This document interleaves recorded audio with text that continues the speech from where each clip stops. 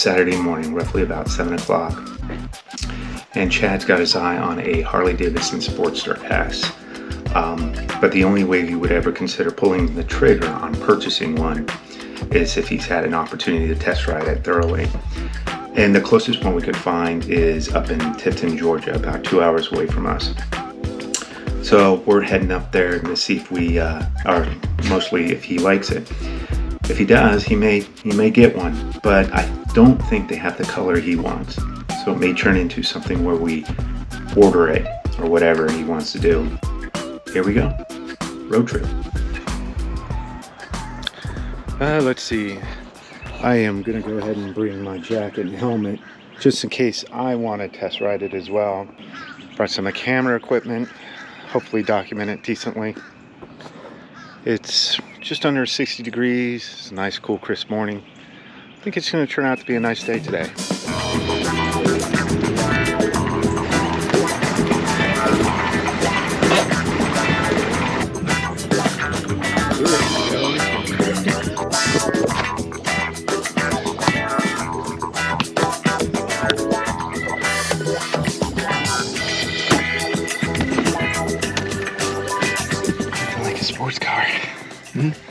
Nothing like getting in a sports car. If you're uncomfortable, we can take the Beamer. I haven't ridden in this thing in a long time. Looking forward to this. Is there another cup holder? Here,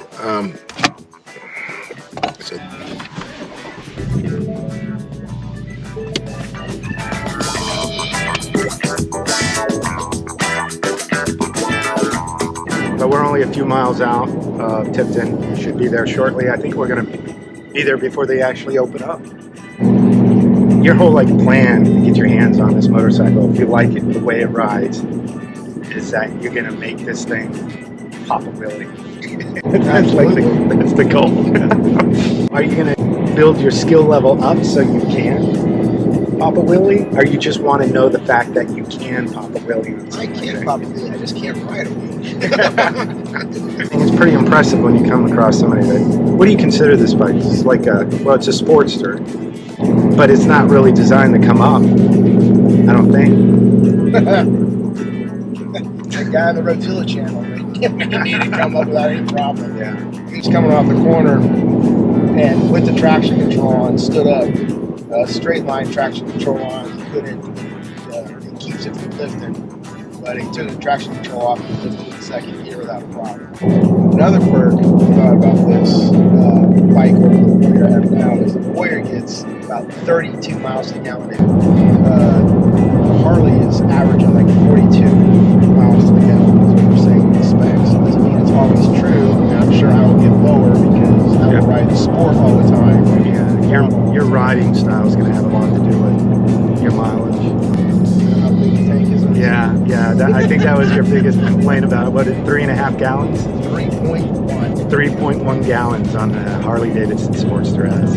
They said they could get almost 150 miles to the tank out of it if they were driving nice, which I'm always happy to get off a bike after 100 miles. Oh yeah, but that bike is...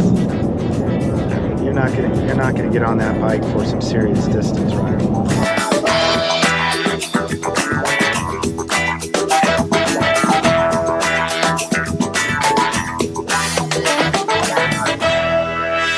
Just under 2 hours and we arrive at Tifton's Harley-Davidson, the closest place where we could find a new Sportster S to test ride. Chad's been on the market for a new motorcycle for the past couple weeks. Some things he's been interested in were the Harley-Davidson Fat Bob and Triumph's Rocket 3, which we all know has an insanely large engine. He's been in contact with Chris, part of Tifton's sales team, who's been really helpful and informative. Okay, it's finally time to test ride this flying two-wheel ass slider and see if it'll get a passing grade from Chad.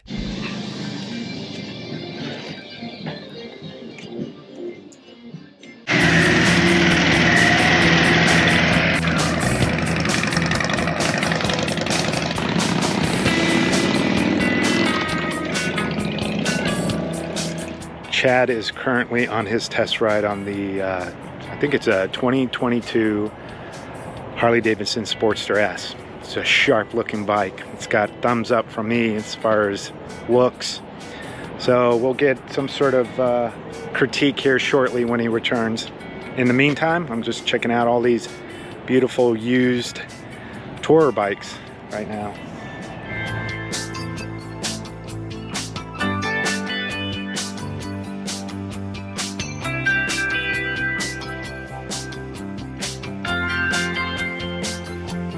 "15, 20 minutes later, the test ride ends. So, what does Chad think of the new Sportster S? Take it from me, he was thoroughly impressed with its acceleration, which makes this motorcycle become a potential buy. He had very little bad to say after a short ride though, except that the clutch lever engages late, but knows that's an easy fix. He prefers mid controls versus the current forward setup. However, he's still satisfied with the sitting position.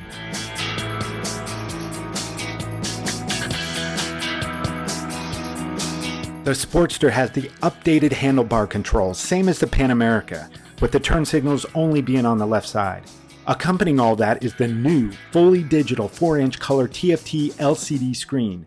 In addition to all the normal indicators, it does have the ability to show navigation, but only works and is dependent on your cell phone.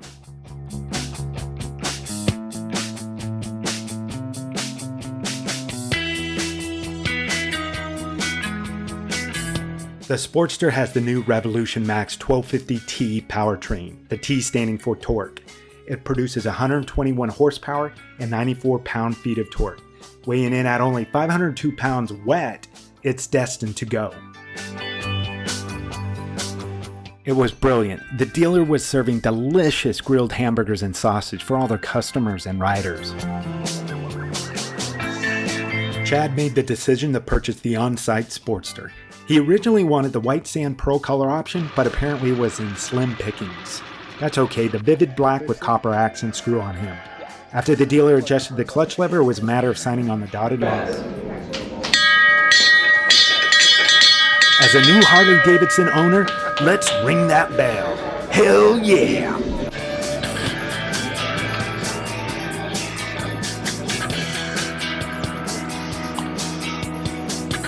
Okay, so Chad bought the bike, and he's not gonna let me ride it home. What's up with that? I didn't ride your bike home. That's true. That is true.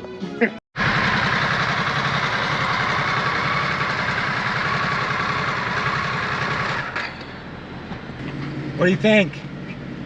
It's good. Yeah. We're in the whole 8 miles now. On our way back home, Chad gave me the opportunity to test ride his new bike. All right, first ride on the Sportster S. Let's do it.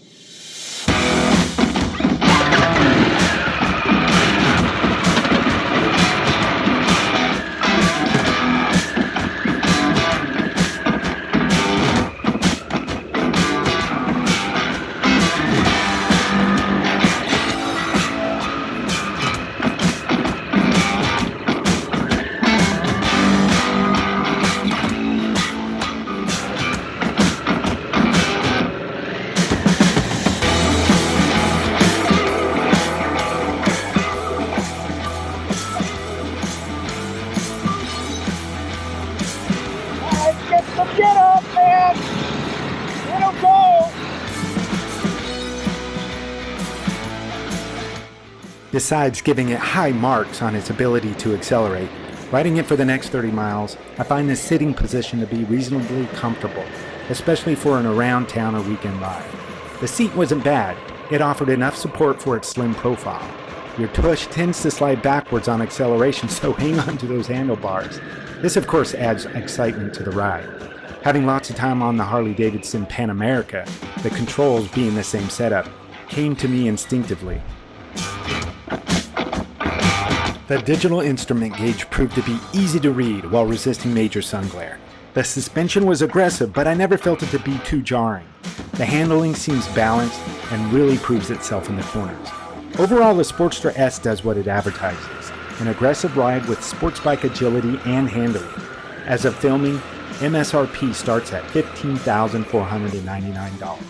Well done, Harley. Let's see what's next. I'm John, and thanks for watching. Please make sure to subscribe and give it a like. See you next time.